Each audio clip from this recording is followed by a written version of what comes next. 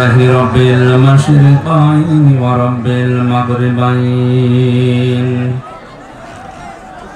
الذي خلق كل شيء زوجين وأوجب علينا الإحسان بالوالدين ونشهد أن لا إله إلا الله وحده لا شريك له وأشهد أن محمدا عبده ورسوله سيد الكونين صلى الله عليه وعلى آله وصحبه وأتباعه أجمعين ليلا ونهارا في الطرفين فقد قال الله تعالى في كلامه المجيد وبرهانه التوحيد أعوذ بالله من الشيطان الرجيم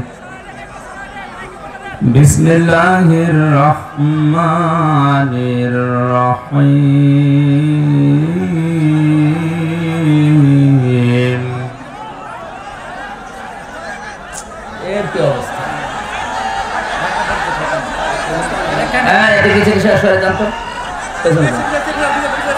jangan busy aja itu busy aja jangan busy aja ada itu busy nanti itu busy ঠিক আছে কাট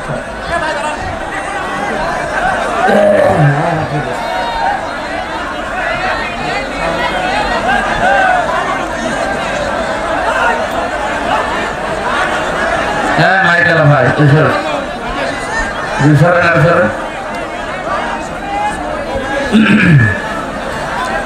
এই দাঁড়িয়ে আছেন বসে আছেন যা করেন কথা বলবেন না ভাই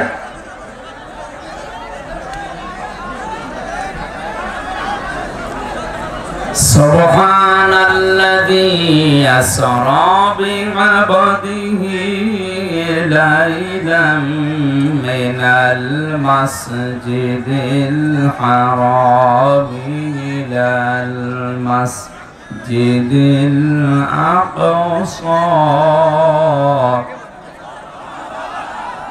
মসজিদিল আকসা আল্লাযী বারাকনা হাওলাহু লিনুরিয়াহু মিন আয়াতিনা ইন্নাহু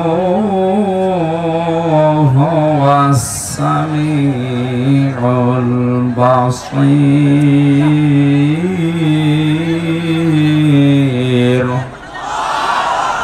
صدقت يا ربنا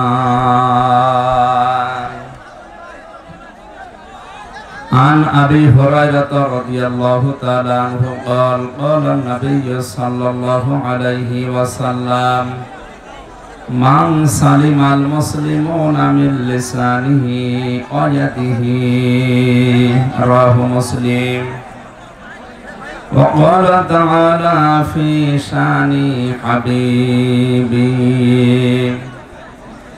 وما زادهم إلا إيمانا وتسليما اللهم صل على سيدنا مولانا محمد وعلى آل سيدنا مولانا জীবনে যত প্রেম আছে কলিজায়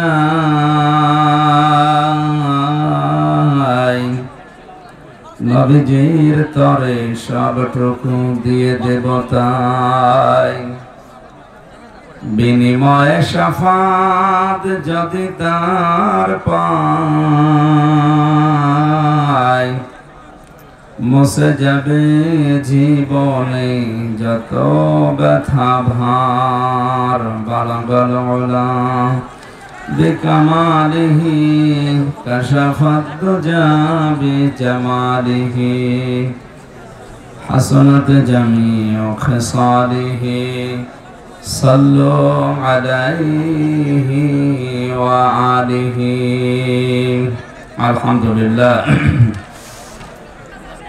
প্রধান অতিথি জনাব মোহাম্মদ রাগেবুল হাসান রিপু এমপি, বিশেষ অতিথি জনাব মোহাম্মদ আবু সুফিয়ান শফিক, চেয়ারম্যান সদর উপজেলা পরিষদ বগুড়া। এতক্ষণ পর্যন্ত কোরআন কারীম থেকে যারা আলোচনা রাখলেন, নাটোরের কৃতি সন্তান, ইসলামিক চিন্তাবিদ, শিক্ষাবিদ, শ্রদ্ধাভাজন বড় ভাই জনাব মাওলানা আব্দুল বারী রশিদি, আতালাল্লাহু উমরাহু ওয়া বারাকাল্লাহু ফি হায়াতি, বলেন আমিন। আলোচনা রেখেছেন মাওলানা হুসাইন আহমেদ মাহফুজ চুয়াডাঙ্গা, নাম না জানা অন্যান্য উলামা ইকরাম। মঞ্চে বসা সম্মানিত ব্যক্তিবর্গ, সামনে বসা মুসলমান ভাইরা, পর্দার আড়ালের সম্মানিতা মা এবং বোনেরা, প্রশাসনের ভাইরা, প্রাণপ্রিয় বগুড়াবাসী, দল মত জাতি বর্ণ ধর্ম নির্বিশেষে কোরআনের এই অনুষ্ঠানে যারা ইবাদত মনে করে এসেছি, খুশি হয়ে বলছি আলহামদুলিল্লাহ। আমরা জানি ইবাদত, নামাজ একটা ইবাদত। সেখানে দাঁড়ালে কথা বলা যায় না, গল্প করা যায় না, এদিক ওদিকে তাকানো যায় না। এটা যদি ইবাদত মনে করে এসে থাকেন, কথাটা বন্ধ করে, এদিক ওদিকে তাকা, গল্পটা আর কথাটা বন্ধ করে। কথা বলবো 10 মিনিট বলি, অসুবিধা নেই, কিন্তু এখান থেকে আমরা কিছু নিতে চাই। তাফসীরুল কোরআন মাহফিল লিখে দিয়েছেন, আমরা তাফসীর আকারে কথা বলবো ইনশাআল্লাহ। কিভাবে তাফসীর করা লাগে, এই ধরনটা, এই পদ্ধতিটা আল্লাহ শিখিয়েছেন, ওইটা সামনে নিয়ে আসলাম, নাকি আমি মন মতো বলবো? আল্লাহ পাক বলেন, হে নবী, এই যে কিতাব আপনাকে আমি দিয়েছি, এটা যখন প্রচার করবেন মানুষের সামনে, মানুষকে যখন সতর্ক করবেন এই কোরআন দিয়ে, তখন আপনার মনের ভেতরে যেন কোনো সংকীর্ণতা, দ্বিধা, দ্বন্দ্ব, ভয়, ভীতি, সংশয়, সন্দেহ এগুলো কাজ না করে। যিকরা লিল মুমিনিন, কোরআন আমার মুমিন বান্দা বান্দীদের জন্য উপদেশ। এর মাঝে দেখবেন হারাজুন শব্দ আছে। তাফসীর পড়তে গিয়ে আমি হারাজুনের ব্যাখ্যা পেয়েছি 2টা। আলেম সহ যারা জ্ঞানী মানুষ আছেন খুব খেয়াল করেন, হারাজুনের 1 নাম্বার অর্থ হচ্ছে কোরআন যখন সতর্ক করবে, হে নবী আপনি দেখবেন অনেক মানুষ কোরআনের এই বক্তব্য না বোঝার কারণে রাজনীতি মনে করে রাগ করতে পারে। আর এটা এখন এই দেশে বাড়ছে। আমি যেটা বলতে চাই কোরআন দিয়ে, ওইটাও না বুঝে উল্টা দিকে নিয়েছে, রাজনীতি মনে করে।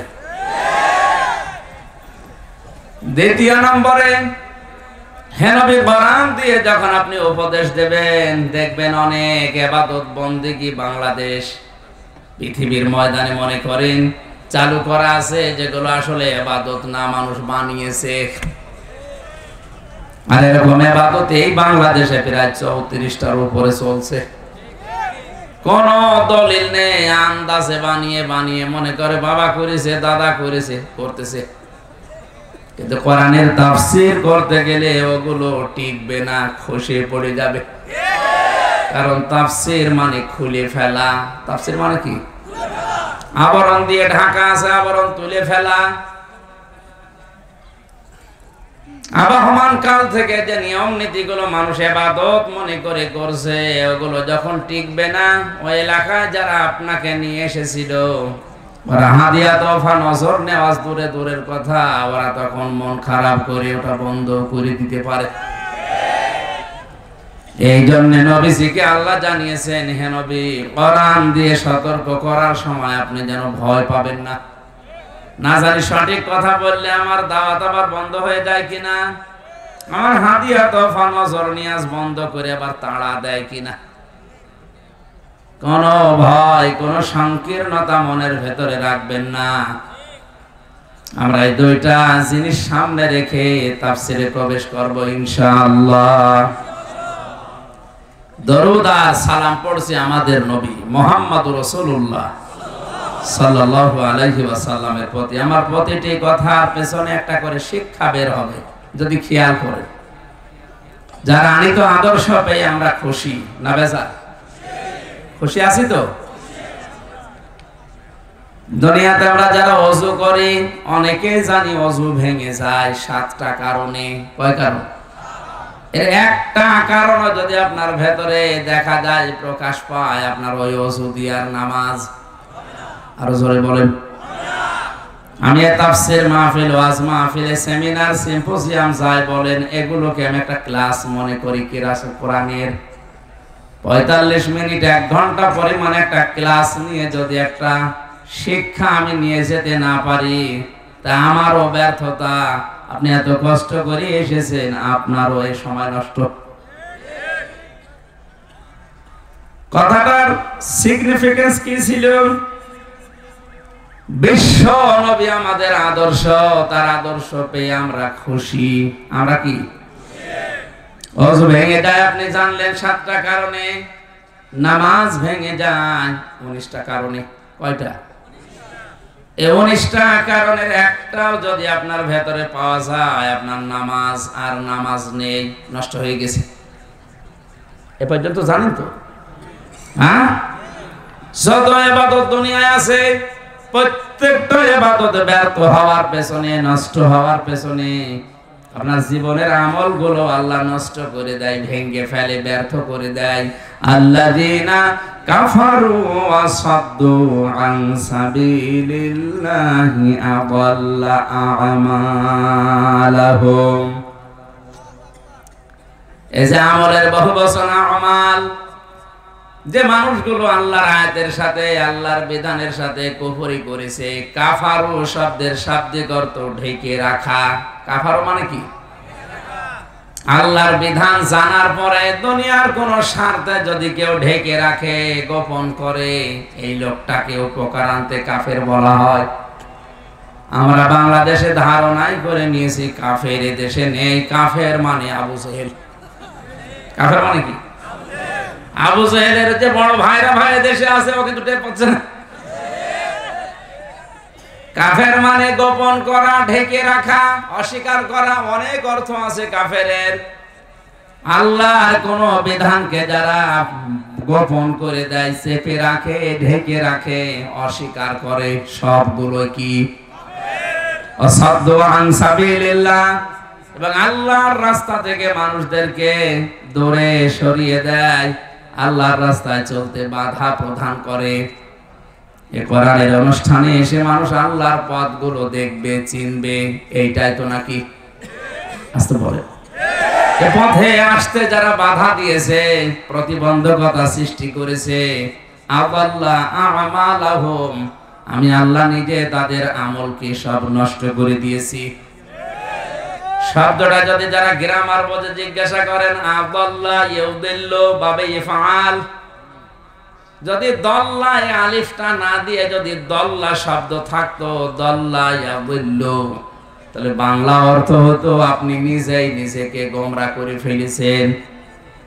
আলিফটা দিয়ে আদাল্লা বাবে ইফআল থেকে যখন আসে, বাংলা অর্থ দাঁড়ায় আল্লাহ নিজে দায়িত্ব নিয়ে আপনাকে খারাপ বানিয়ে দেবে। কি খারাপ বানাবে? আমলের বহুবচন আমাল। আপনার যত আমল আছে, কাজ আছে দুনিয়াতে, সব ভালো কাজগুলো যদি থেকেও থাকে, নষ্ট হয়ে যাবে। এজন্য আমাদের উচিত হচ্ছে যত আমল দুনিয়াতে আল্লাহ দিয়েছেন, প্রতিটি আমল যেন টিকে থাকে, নষ্ট হয়ে না যায়, ভেঙ্গে না যায়, ব্যর্থ হয়ে না যায়।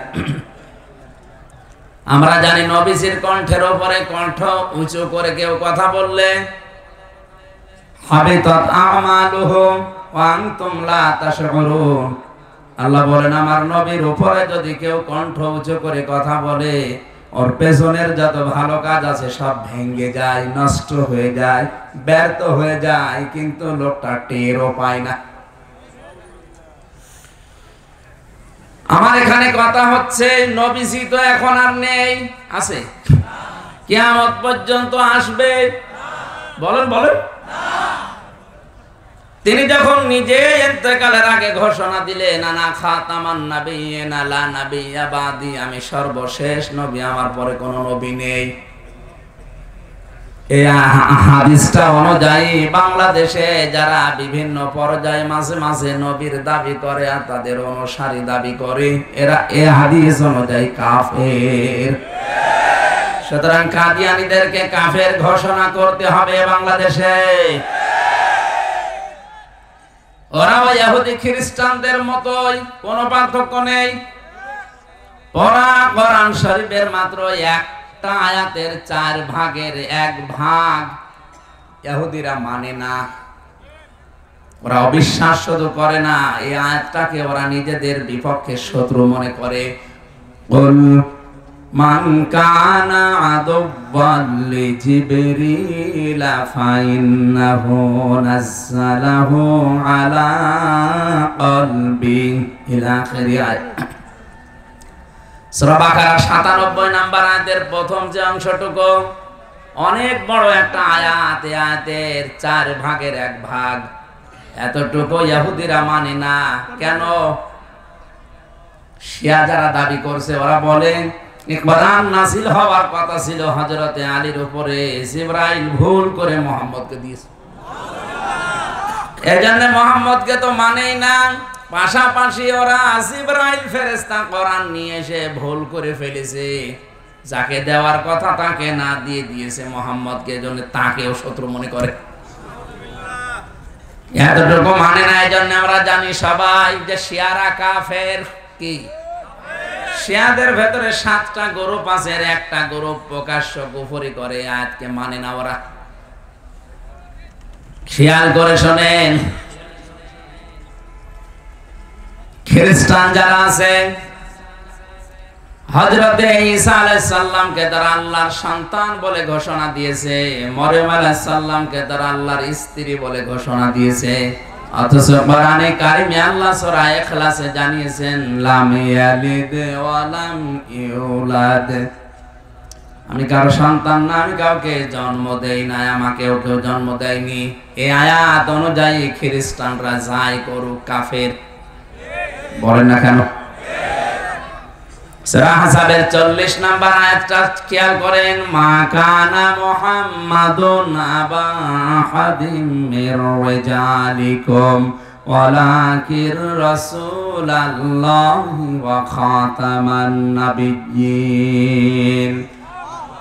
এই যে এত বড় আয়াতের এ পৃথিবীতে যারা কাদিয়ানি দাবি করে ওরা কিন্তু মা কানা মুহাম্মাদ মানে, আবা আহাদিম মির রিজালিকুম মানে, ওয়ালাকির রাসূলুল্লাহ এইটাও মানে, খাতামান নাবিয়্যিন 4 নাম্বার যেটা তিনি শেষ নবী, এইটা ওরা মানে না।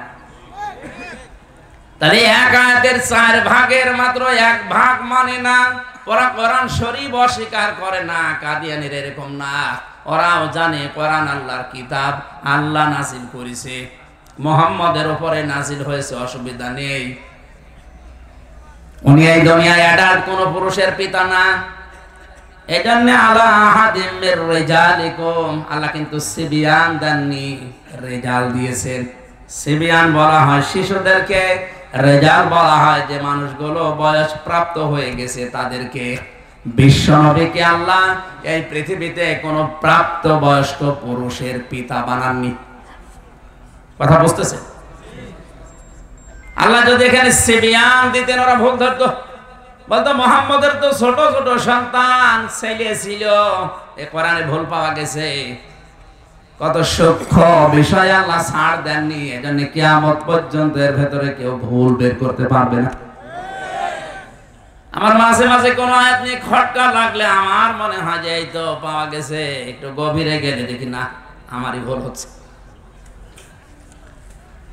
এখান থেকে কি শিক্ষা নিতে?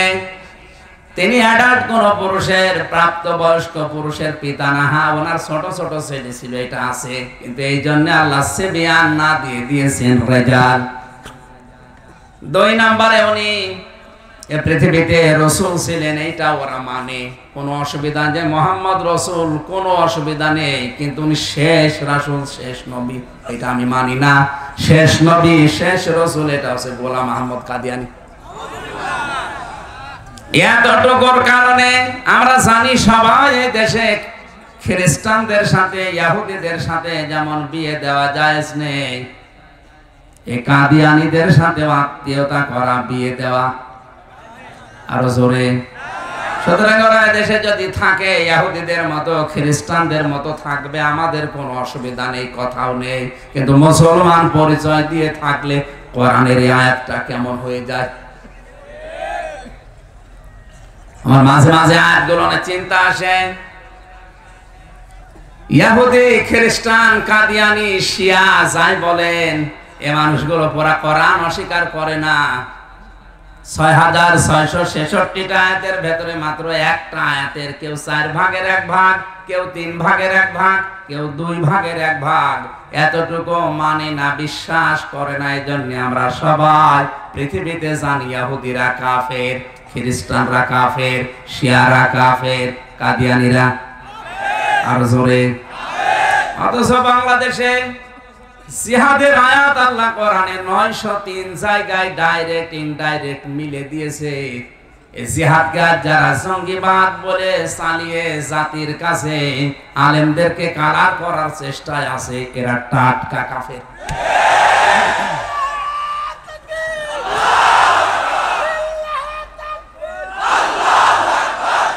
বসেন।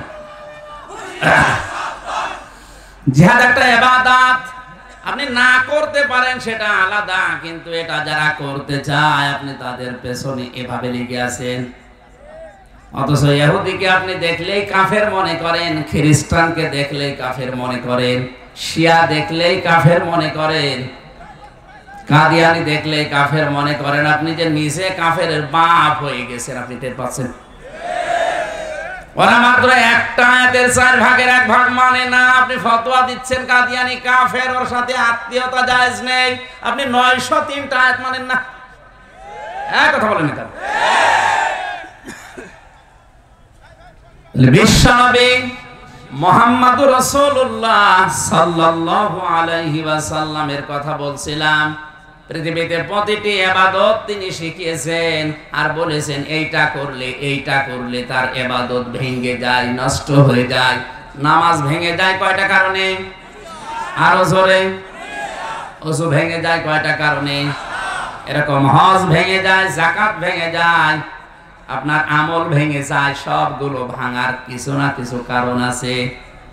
নবীজি বলেন পৃথিবীতে মানুষ জান্নাতে যাবে যেটা নিয়ে তার নাম ঈমান, ঈমানও ভেঙে যায় 10টা কারণে। ঈমান ভেঙে যায়, নষ্ট হয়ে যায় কয় কারণে? এখানে যারা আছেন আমার যতটুকু বিশ্বাস, এখানে কোনো বেঈমান নেই, থাকলে এখানে আসতেন না। এখন আপনার ঈমান আছে না গেছে, না ভেঙে গেল, ব্যর্থ হয়ে গেল, নষ্ট হয়ে গেল, এটার খোঁজ নেওয়ার দরকার নেই। আরো জোরে।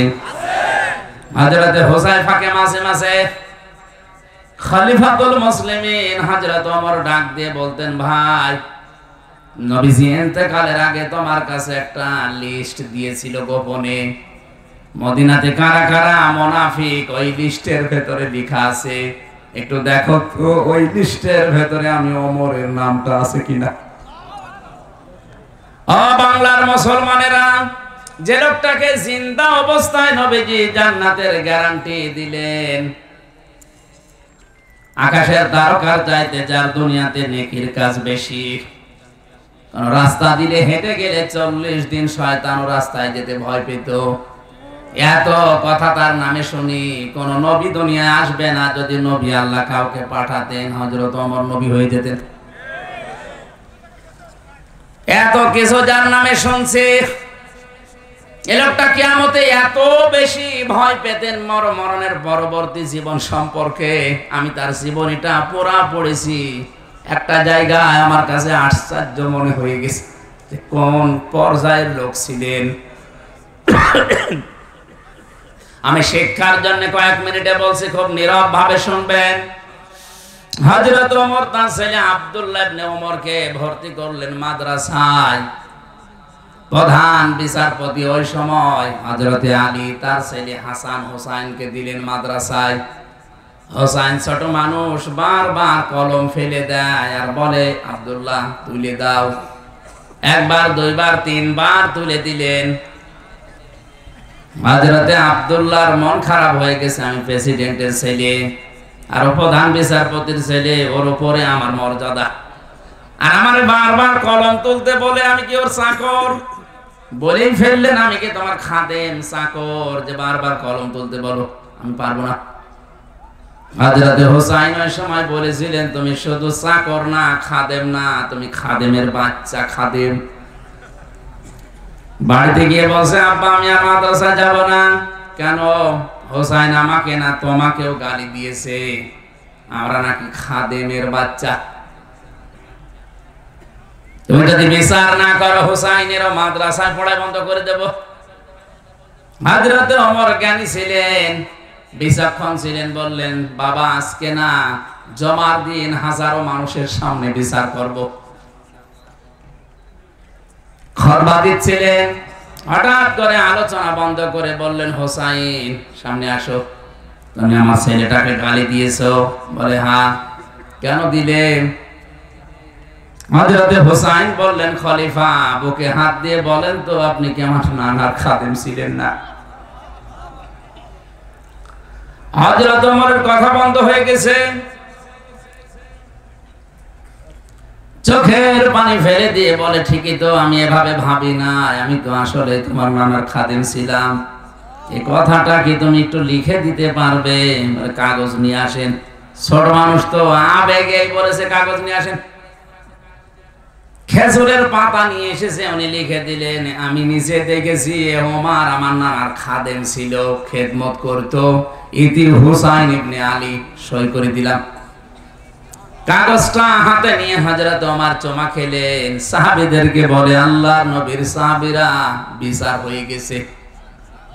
ছোট মানুষ আব্দুল্লাহ তো বোঝে না, বলে, বাবা তুমি তো এখনো বিচার শুরুই করলে না, কি করে হয়ে গেল? হযরত ওমর বলে, বাবার এই যে বিচার করেছি, এটা দুনিয়া না, মরণের পর কাজে লাগবে। আমি যখন মারা যাব, এই কাগজটা আমার কাফনের মাঝে দিয়ে দিও। মরণের পরে আমার জীবনের কিছু যদি আল্লাহর ভালো না লাগে, আমার জীবনের কিছু যদি কবুল না হয়, অন্তত এই কাগজটা তুলে দেখাবো। রব্বুল আলামিন, তুমি আমার এই কাগজটার দিকে তাকিয়ে দেখো, তোমার নবীর নাতি সই করে দিয়েছে আমি নাকি নবীর খাদেম ছিলাম। ওসিলাই হলে তুমি আমাকে মাফ করে দাও। কোন পর্যায়ে ছিলেন তারা? এই মানুষটা মাঝে মাঝে হযরতে হুযায়ফাকে বলতেন, দেখো তো নবীজি যে লিস্ট দিয়েছে মুনাফিকের, ওর ভেতরে আমার নামটা আছে কিনা। হযরত হুযায়ফা কেঁদে ফেললেন, ডাক দিয়ে বলে, খলিফা কি বলেন আপনি? আপনার নাম মুনাফিকের লিস্টে থাকবে মানে? হযরত ওমর বলে, ভাই দুনিয়াতে নবী ছাড়া কারো ঈমান নিরাপদ না, কখন কে বেঈমান হয়ে যায় বলা যায় না। আমি এখন আছি মুসলিম, কখন আমার ঈমান ভেঙে যায়, নষ্ট হয়ে যায়, আমি নিজেও জানি না। এখনো যদি দেখি যে আমার নামটা ওই লিস্টে আছে, তওবার তো সময় এখনো শেষ হয়ে যায়নি, আমি এখনো সময় আছে, তওবা করে ফিরে আসতে পারবো। ঈমান ভাঙার কারণ কয়টা বললাম? আরো জোরে। এর 4 নাম্বার কারণটা আমি বলবো শুধু, যেহেতু এই সাবজেক্টের উপর আমার আলোচনা না, আমি 4 নাম্বারটা বলছি শিক্ষার জন্য। বিশ্বনবী জানিয়েছেন, ঈমান ভেঙে যায় ওই লোকটার যে আমি নবী মুহাম্মদ রাসূলুল্লাহকে বাদ দিয়ে অন্য কারো আদর্শকে ভালো মনে করে। বগুড়াবাসী যদি বিবেক থাকে আর মাথায় মগজ থাকে, ভাবেন তো, বিশ্ব নবীকে বাদ দিয়ে অন্য কারো আদর্শ যদি কারো ভালো লাগে, পছন্দ হয়, ওর ঈমান আর নেই, ওটা বেঈমান হয়ে গেছে।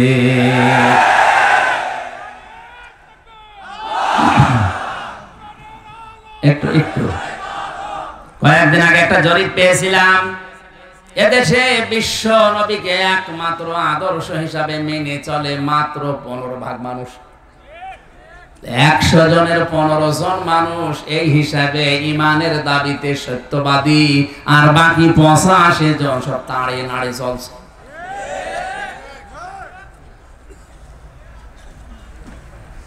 আব্দুল্লাহ ইবনে উবাইয়ের নাম শুনলে আমরা ঘৃণা করি, অথচ তার পুরা জীবন পড়ে দেখেছি আমি তাফসীরে ইবনে কাসিরের ভেতরে আমার দৃষ্টিতে শুধু একটা ভুল পেয়েছি। ওই লোকটার জীবনে কোনো ভুল আমি পাইনি, মাত্র একটা ভুল ছিল। ও নবীর মতো দাড়ি রাখতো, নবীজির পেছনে নামাজ পড়তো, নবীর সাথে রোজা রাখতো, ইফতারি করতো, ওর টুপি জুব্বা পাগড়ি দস্তরখানা সব ছিল নবীর মতো। এমনকি নবীজি যখন যা বলতেন কারেন্টের মতো করতেন। বিশ্ব নবী একবার বলেছিলেন আল্লাহর কাছে দুইটা নাম কিন্তু প্রিয়, আব্দুল্লাহ আর আব্দুর রহমান। আলোচনা শোনার ফাঁকে পেছন দিক থেকে দৌড় দিয়ে বাড়িতে যেয়ে নিজের নাম, ছেলের নাম, নাতি ছেলের নাম, বাবার নাম সব পাল্টিয়ে রেখেছে আব্দুল্লাহ। নবীর কথা মানতো কম, কথা বলেন। এ লোকটা যখন মারা গেল, ওর ছোট্ট ছেলে এসে নবীজি মসজিদে নববীতে বসা, ডাক দিয়ে বলে ইয়া রাসূলুল্লাহ, আমার বাবা মারা গেছে। নবীজি বললেন কে? আব্দুল্লাহ ইবনে উবাই। আমার বাবা মারা যাওয়ার আগে দুইটা কথা জানিয়েছে। 1 নম্বরে আপনি আমার বাবার জানাজাটা পড়াবেন, 2 নম্বরে আপনার এই জামাটা কাফনের জন্য দেবেন। নবীজি বললেন ঠিক আছে, লাশ রেডি করো। জামা খুলে দেবেন। হযরত ওমর সহ 22 জন সাহাবী বসা ছিলেন, 21 জন দাঁড়িয়ে গেছে। এটা সিরাত ইবনে হিশামের ভেতরে আছে। সঙ্গে সঙ্গে হযরত ওমর জামা টেনে ধরলেন, না আপনি খুলে দেবেন না। নবীজি বলেন ওমর জামা ছেড়ে দাও, এখনো পর্যন্ত আল্লাহ আমাকে নিষেধ করেনি, সুতরাং জামা ছাড়ো, আমি দিতে চাই। কারণটা কি? বদরের ময়দানে যে 14 জন শহীদ হয়েছিল আর 14 জন আটক হয়েছিল, ওই আটক যারা তাদের ভেতরে আমার চাচা আব্বাসও ছিল। আমার চাচাকে আমি বন্দিশালায় যখন বন্দি করে রেখেছিলাম, বেঁধে রেখেছিলাম খেজুরের পাতার দড়ি দিয়ে, এত ফর্সা ছিল আমার চাচা। খুব শক্ত করে বাঁধার কারণে তার রক্ত জমে গিয়েছিল শরীরে। রাতের বেলা বন্দীদের আমি বন্দিশালায় দেখতে গেলাম, আমার ডান পাশে ছিল আবু বকর, বাম পাশে ছিল হযরত ওমর, আর এই লোকটা আমার পেছনে ছিল আব্দুল্লাহ বিন উবাই। বন্দিশালায় আমি তাদেরকে বলেছিলাম যারা লেখাপড়া জানো, আমার সাহাবীরা যারা অশিক্ষিত লেখাপড়া জানে না, তাদেরকে যদি শিক্ষা দিতে পারো আমি তোমাদের ছেড়ে দেব। মুক্তিপণ হিসাবে এই কাজটা করা লাগবে। চাচার এই দৃশ্য দেখে আমি নিজেও কষ্ট পাচ্ছিলাম। আমার চাচার শরীরের পোশাক পর্যন্ত যারা দায়িত্বে ছিল খুলে নিয়েছিল। আমার কষ্ট দেখে, চোখের পানি দেখে আব্দুল্লাহ বিন উবাই ওই দিন তার নিজের জামা খুলে আমার চাচাকে জড়িয়ে দিয়েছিল। আজকে আমার এই জামাটা ফেরত দিয়ে আমার ওই চাচার ঋণ আমি শোধ করে দিলাম। কিয়ামতে যেন এই লোকটা আমার কাছে আর কিছু চাইতে না পারে। জামা খুলে বললেন যাও রেডি করো। হযরত ওমর কিন্তু বসে আছে, উনি যাননি। 21 জন সাহাবী নিয়ে নবী গেলেন, জানাজার প্রস্তুতি নিলেন। এটা তাফসিরে হাক্কানিতে পাবেন, তাফসিরে ফি জিলালিল কোরআনে আছে।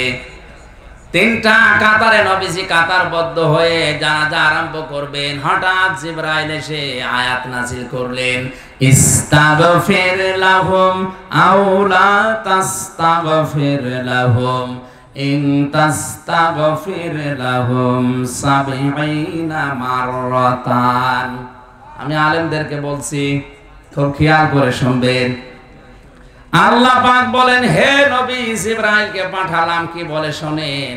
ফেরেশতা এসে বলে, নবী আপনি জানাজায় দাঁড়িয়েছেন, এই লোকটার জন্য যদি ক্ষমা চান, 1 বার 2 বার 3 বার না, ক্ষমা চাওয়া আর না চাওয়া সমান হবে। এমনকি 70 বারও যদি ক্ষমা চান, আল্লাহ একে ক্ষমা করবে না।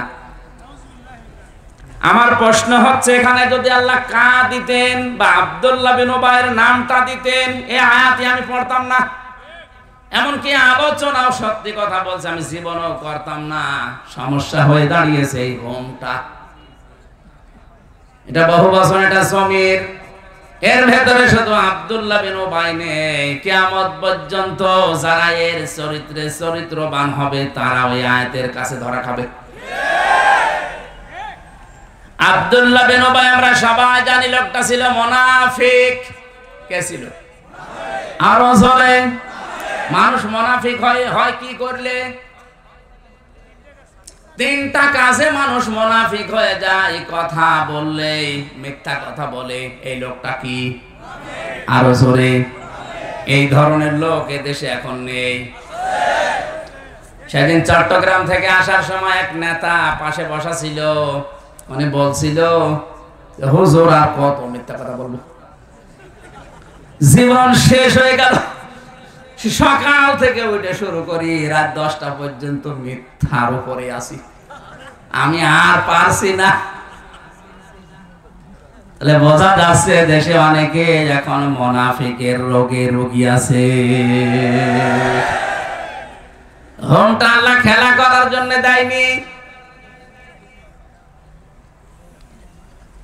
দ্বিতীয় নম্বরে মুনাফিকের আচরণ আমরা চরিত্র সম্পর্কে জানি। ওয়াইদা ওয়াদা আখলাফা, যখন ওয়াদা করে তখন ওইটা খেলাফ করে ফেলে আর মনে রাখে না। ওয়াইদা আতুমিনা খান, তার কাছে কিছু আমানত রাখলে ওটা খেয়ে ফেলে।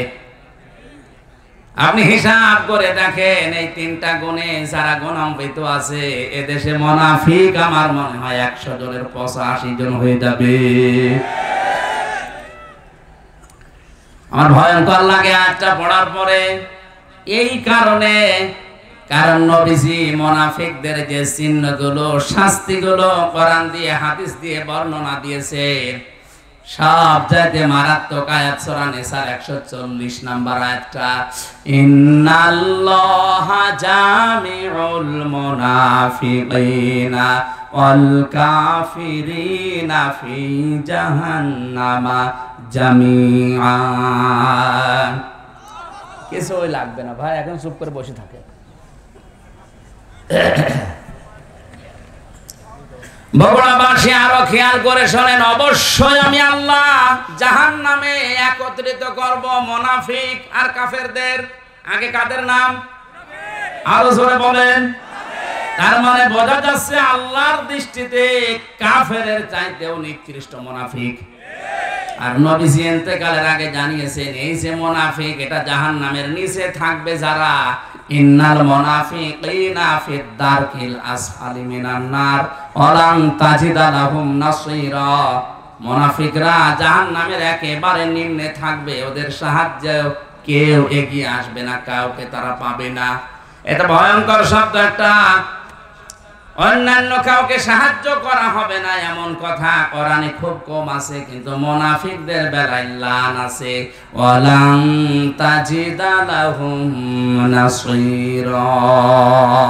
মুনাফিকদের জন্য কোনো সাহায্য, আরো জোরে বলেন। এই কথাগুলো বলতে বলতে বিশ্ব নবী জানিয়েছেন এই যে মুনাফিক নিকৃষ্ট আল্লাহর সৃষ্টি জগতে যারা, এরা কিন্তু কোন ইহুদি খ্রিস্টান বৌদ্ধ মাজুসি হিন্দু এদের ভেতরে তৈরি হবে না। কিয়ামত পর্যন্ত মুনাফিক তৈরি হবে শুধুমাত্র আমার উম্মত মুসলমানদের ভেতরে। এখন যদি কেউ বগুড়াতে জিজ্ঞাসা করে আমি ইহুদি দেখব, যান অভিশপ্ত ইসরায়েলে যান, শুধু ইহুদি পাবেন। কথা বলে না কেন? কোন মানুষ যদি বলে আমি খ্রিস্টান দেখব, যান আপনি আমেরিকা যান, শুধু খ্রিস্টান দেখতে পাবেন। এখন একজন বলছে আমি বৌদ্ধ দেখবো, আপনি মায়ানমারে যান, চীনে যান, শুধু বৌদ্ধ পাবেন।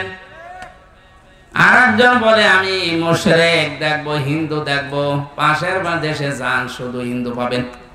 কথা বলে না কেন? লোকটা যদি বলে সব যাইতে নিচে থাকবে জাহান্নামে যারা মুনাফিক, আমি এদেরকে দেখবো। কারণ এই দেশে আমরা জানি 100 জনের 96 জন মুসলমান দাবি করে। কথা বলেন ঠিক কিনা?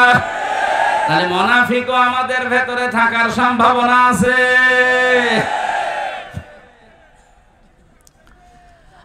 আব্দুল্লাহ বিন উবাইয়ের জন্য নবীজি কিন্তু ৭০ মাররাতান পর্যন্ত বলার পরে ফেরেশতা জিবরাইল যখন থেমে গেছে, নবীজি মনে মনে সিদ্ধান্ত নিয়েছিলেন যে এখন আমি ৭১ বার দোয়া করব।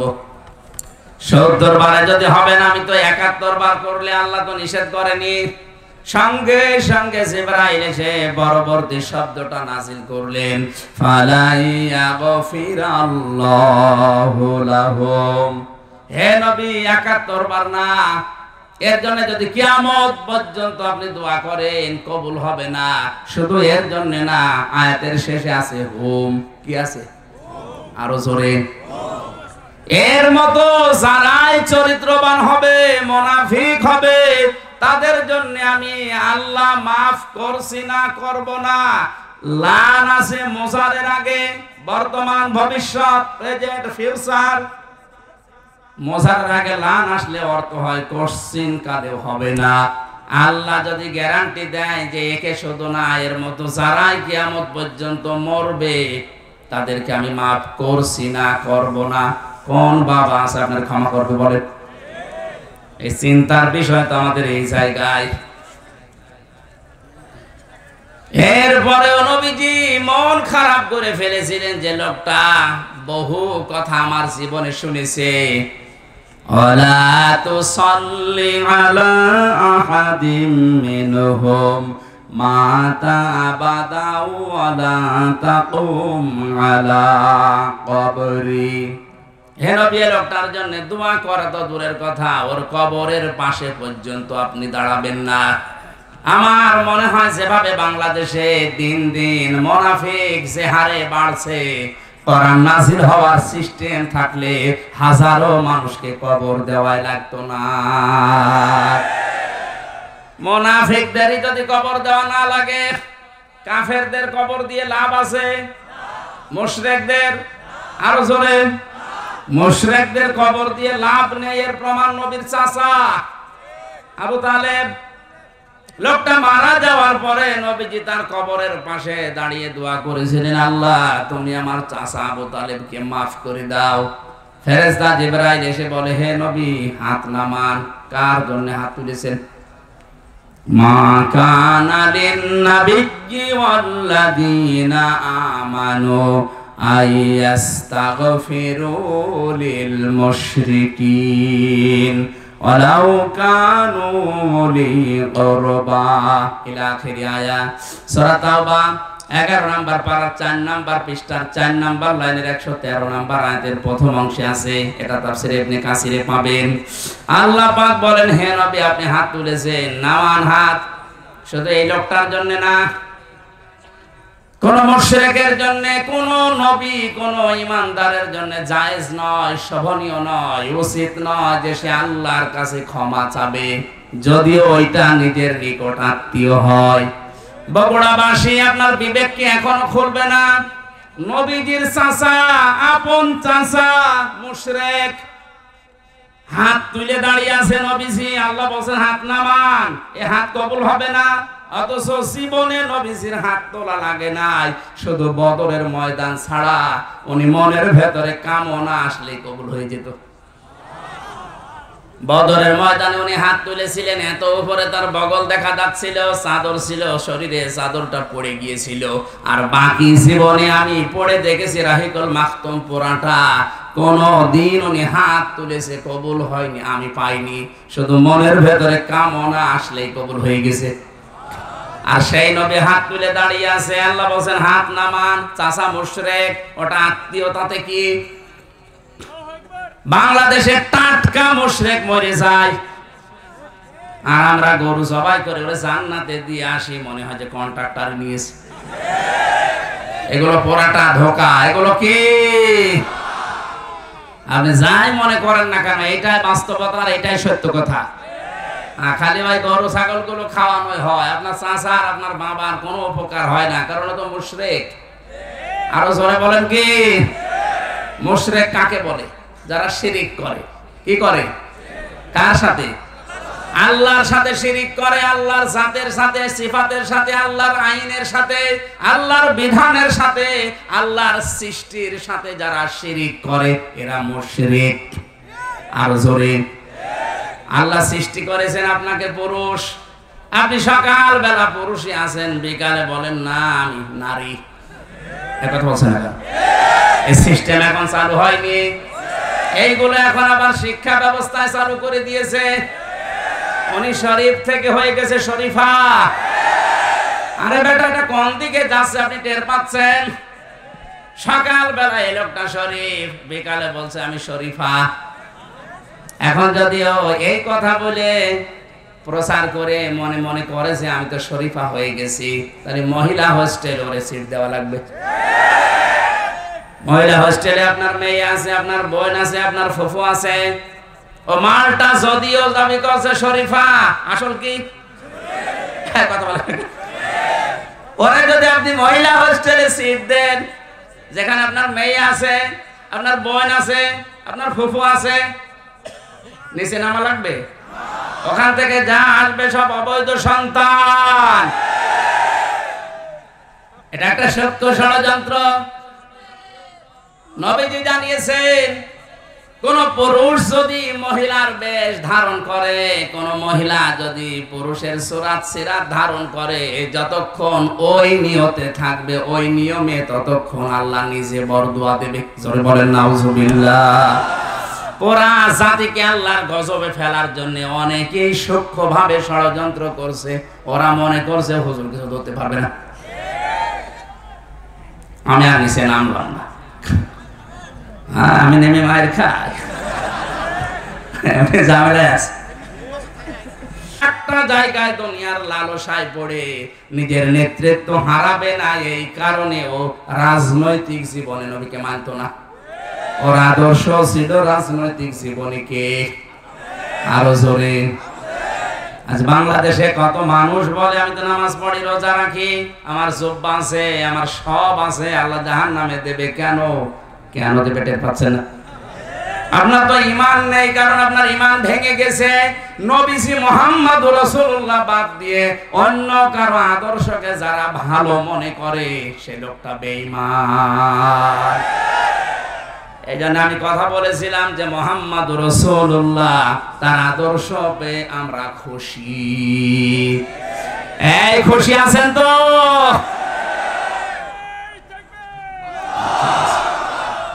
আজকের তেলাওয়াত কিন্তু আয়াতে মাসের শেষ দিন, আজকে রজব মাস। কোন মাস? আসমান জমিন যেদিন আল্লাহ তৈরি করেন, সংক্ষিপ্ত করে দেব,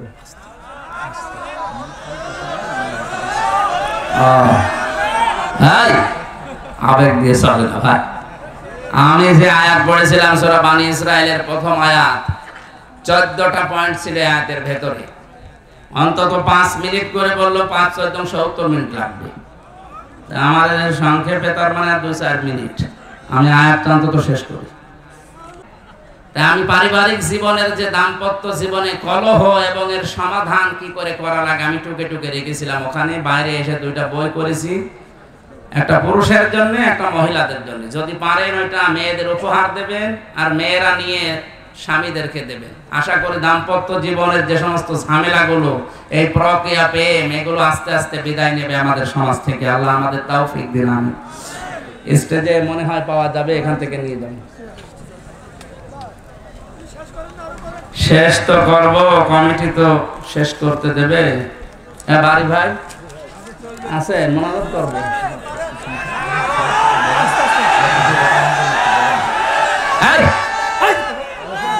আবেগ দিয়ে দুনিয়া চলবে না। আবার আমার 3 বছর রাখবে, চুপ করেন ভাই। আবার সময় পেলে তো এখনো অনেক সময় আছে। কেবল 33 বছর বয়স।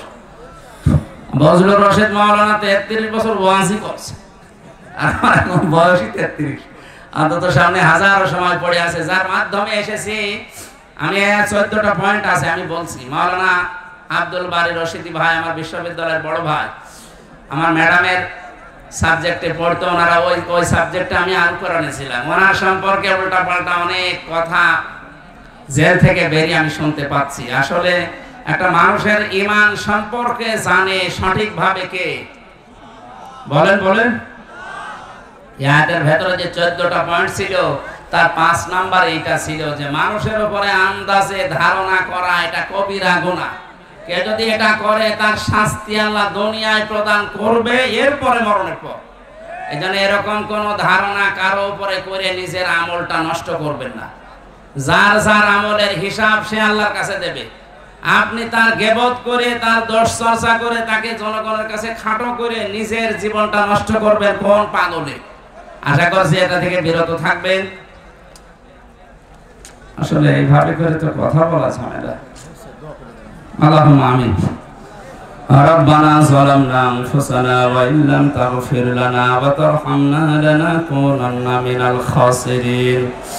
রব্বুল আলামিন, বড় আশা নিয়ে কোরআনে কারীম শোনার জন্য, বলার জন্য এসেছিলাম। পরিবেশ আমাদের অনুকূলে না থাকার কারণে আমরা শেষ করে দিয়েছি। যতটুকু আমরা বলেছি আমল করার তৌফিক দাও। এ বিশাল আয়োজনে খুশি হয়ে যদি সওয়াব দিয়ে থাকো, কোটি কোটি গুণে বাড়িয়ে দাও। কিয়ামতে যিনি সুপারিশ করে জান্নাতে নিয়ে যাবে, নবীর রওজায় পৌঁছিয়ে দাও। আল্লাহ তাআলা আগামীতে এই মাহফিলটা কোরআনের জন্য বিশাল আকারে মঞ্জুর করো। কোরআন নির্দ্বিধায় মেনে চলা যায় সেই পরিবেশ আমাদেরকে দান করো। আমাদের শরীরগুলো সুস্থ রাখো। আজকের মাহফিলের সভাপতি, প্রধান অতিথি, বিশেষ অতিথি, বিশেষ করে মাওলানা আব্দুল বারী রশিদি, তার বাবাকে হারিয়েছে, তার বাবাকে তুমি কবরে মাফ করে দাও। মাওলানা হোসাইন তার বাবাকে হারিয়েছে, তার বাবাকে ক্ষমা করে দাও। আমাদের